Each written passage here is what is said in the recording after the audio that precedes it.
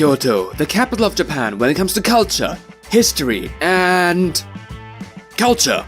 Here, everyone and their mothers have already made a spiritual, artistic, hipsterish video on this historic city. Example.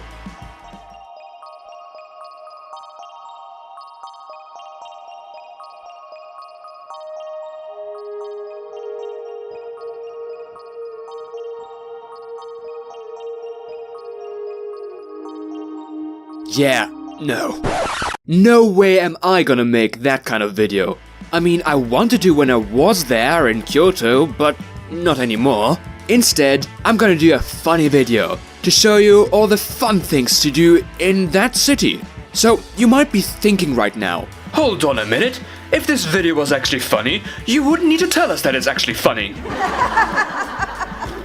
To which I would reply, yeah, okay, I actually don't have a counter for this one. But, it's gonna be way more effort to click off the video than to just continue watching. Anyways, my first visit here in Kyoto was to Arashiyama, a famous district in Kyoto filled with stuff. I came here not because of some famous bridge, or some sort of famous World Heritage temple site, or the super famous bamboo grove. No, I came here for something cool to do, and more on that later. But first, I headed to the bamboo grove to do something that a lot of people really enjoy. To complain about other people, of course. This time I had a grudge with Instagram. Kyoto is a really great place to get excellent pictures and selfies that you can then post to Instagram. But is it really that important to post something to Instagram? That picture? That selfie? What does it really get you? Approval? Likes? A sense of satisfaction? Is it really that important to post something to Instagram? Does that make your life better? And blah blah blah blah blah blah blah blah blah. Don't listen to this guy, he's a hypocrite. He posted these selfies right afterwards to Instagram. Anyways, Arashiyama is filled with temples, sites, scenes, anything, and yada yada yada. No one actually cares. But what is actually cool in Arashiyama is this: Monkey Mountain.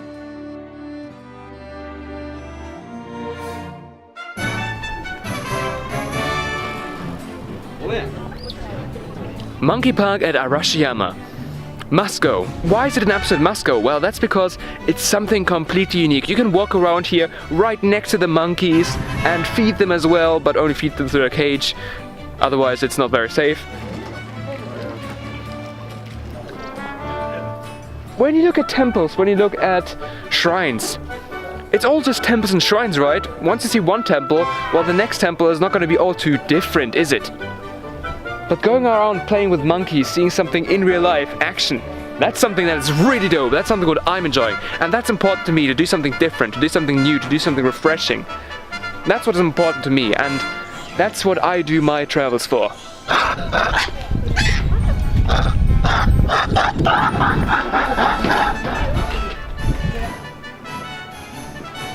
So many monkeys here. What I notice here with the monkeys here during the feeding times is that the smaller monkeys, they tend to only very quickly stay at a point. Once they get the food, they disappear immediately. Why? Because the big monkeys, they come around and bully them away. And yeah, so the little guys, they kind of develop these tactics where they run around the whole thing in circles to try to avoid being too bullied by the big guys. It's a pretty interesting dynamic here.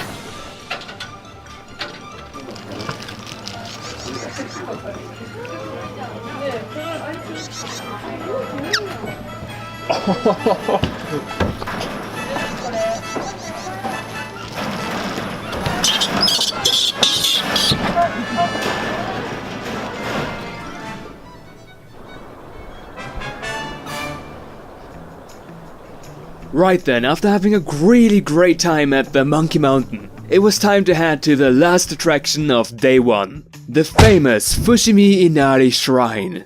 Probably the most important and famous Shinto shrine in the whole of Japan. God, I've been using the word famous so much. But everything is so famous here in Kyoto. Hold on a minute. Did I use famous in my spiritual introduction earlier? No, I didn't, did I? Oh, let's fix that.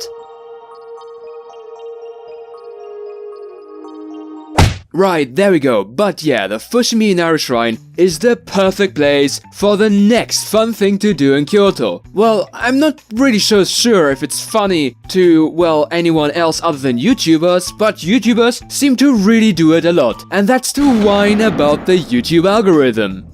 Coming to Japan, I thought, hey, maybe my channel will become more popular. But that hasn't happened. Alright, we got it. You failed at YouTube. And honestly, it's exhausting now. Could you let me get on with it? I don't know how to keep going. Could you stop interrupting me, please? If I knew that my channel wouldn't be successful, I'm not sure whether I would have done it. I guess I will continue on. You know, no one likes a continuous one. Because why? I've learned a lot in what I do. I learned how to edit better. I learned how to shoot videos better. I learned how to tell stories better. I became a confident person. If you really felt so confident, you would not need to whine so much. I learned how to stay happy and stay positive, despite things being tough. And there are so many things that I've gotten, even from failing on YouTube, that it's quite likely that I would have done these things anyways, even if I did know that I would have failed. Alright, done with the Fushimi Inari Shrine and also the whining. I headed back to my cabin hotel, the Millennials. The jokes literally write themselves for this name. And I'm only saying that because, well, I haven't actually written any of them yet. I will also not show you all that much footage of the hotel because, well, I'm saving that for another video, which you can buy for only 99 cents. Yeah, just kidding. I'm not gonna implement microtransactions in my videos yet. You know, subscribing and hitting the notification bell to wait for that next video is a way better deal, wouldn't you agree? Damn, that was a perfect segue into getting you to subscribe. I feel proud of myself. Okay, actually, I'm one of those YouTubers now, aren't I? Oh, damn. I would say I feel bad, but that would be a lie. Anyways, I didn't finish the first day without getting some oversized portion of soba. My recommendation, never go to the restaurant on the main street. Go to the ones in the dark, shady back alleys. Because those restaurants have to sell themselves on reputation, rather than just being there like the ones on the main streets. Right, a good night's sleep at the undersized cabin hotel, and see you next morning. And it's already next morning, okay, damn, I have to get up again. So I woke up, enjoyed a free coffee at the cabin hotel, and made my way to the subway station. Today's first goal, the Kinkakuji, or Golden Pavilion. Another famous... Oh man, I used that word again, didn't I? Hold on a second. Another renowned site of Kyoto. To help me find my way there, I asked the station master at the ticket gate for advice. Pro tip. The station masters are always very helpful when it comes to finding your way around the cities in Japan. And they usually speak really decent English too. So yes, you can ask people for help when you're lost. And that's what people did back in the days when we only had paper maps and, well, a little bit of charisma. Who would have known? As it turns out, the way to the Kinkakuji from my hotel was really awkward. So instead, I decided to go on an adventure and rent a bicycle, which my hotel actually had available. And, oh god, this video is going to be another Abroad in Japan parody, isn't it? Why is every single one of my videos now turning into an Abroad Japan parody?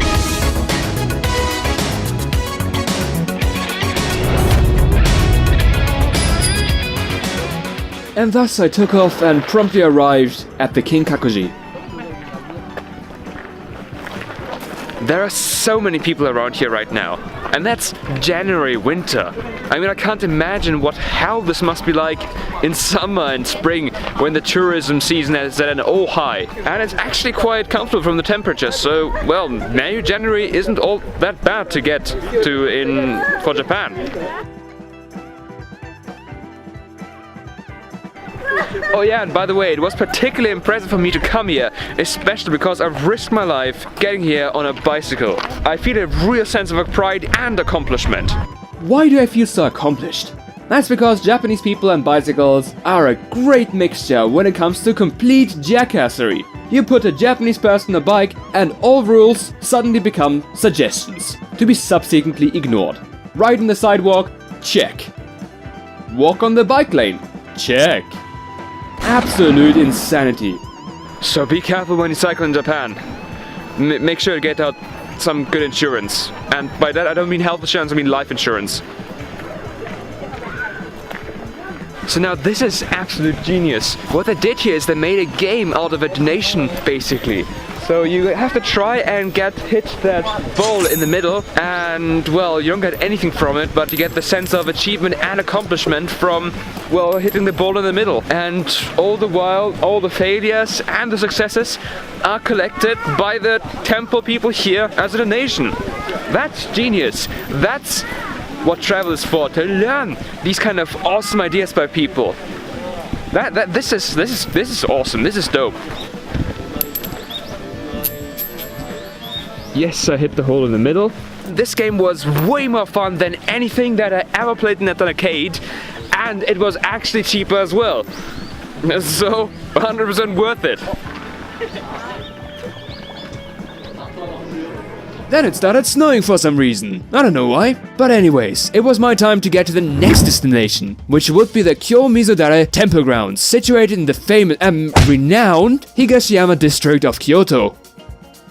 It took me around an hour to get there on my trusty little rental bike, which has become my best friend at this point. But then it took me another hour to find parking for it, and then they even charged me 200 yen for that. Ah.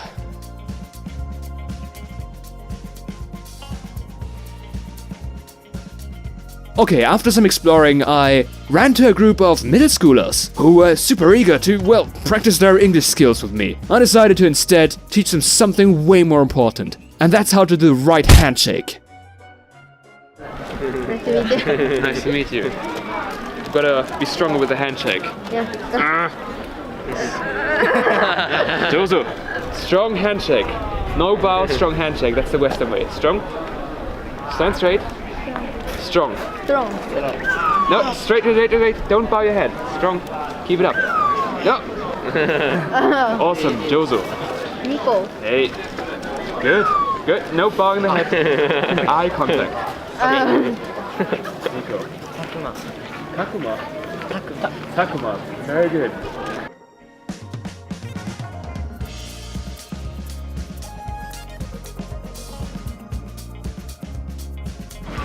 So this place behind me is one of the most important places that I want to show you here in Kyoto. You can see these 3 different streams of water here, and they originate from the same source. Drinking the water from each one of these 3 springs is supposed to give you different kind of powers. One of them is good fortune and luck, one of them is longevity, and the other one is success at school or job. And drinking from all 3 of them is considered greedy. But this has more symbolism to it than just some sort of magic power. When you want to have success in life, you can't have everything. If you, like for example, work really hard on becoming really good at one sort of skill, then it comes at a sacrifice of many other aspects in life. And this is a symbolism behind the 3 different paths. You're only supposed to take one. That's because you're only able to be successful in one of them. You can't only focus on one thing at a time.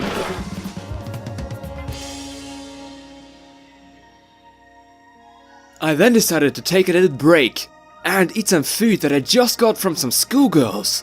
Yeah, and they gave it for me just for talking to them a little bit and then taking a picture. Oh yeah, that was delicious. And if you've ever wondered why you get so much free stuff when you just talk to people in video games, that's because Japan is exactly like that. But now it was time to head to my final destination. Japan may be full of temples, shrines, and all those cultural sites, but the most important building in Japan, that's, to me, none of those things. That's the building that I'm standing in front of right now. The Nintendo headquarters, which are situated in Kyoto. Man, I'm feeling really a huge sense of joy, because this building to me is not just a building, it's a conglomeration of all the great memories I've had in the past, from when I was a young child. That's over there, where all the dreams come true, for me at least, and that's That to me is the most important building in the whole of Japan. I'm standing in front of it right now. I'm joined like a little child. Really happy that I'm here right now. Man. That just made the entire Kyoto trip so worth it. So yeah, you know, focus on the stuff that is important to you and not to someone else. Because that's what's gonna make you feel real joy. Like the Nintendo building right now. I do hope to return at some point. Maybe go inside as well. But until then,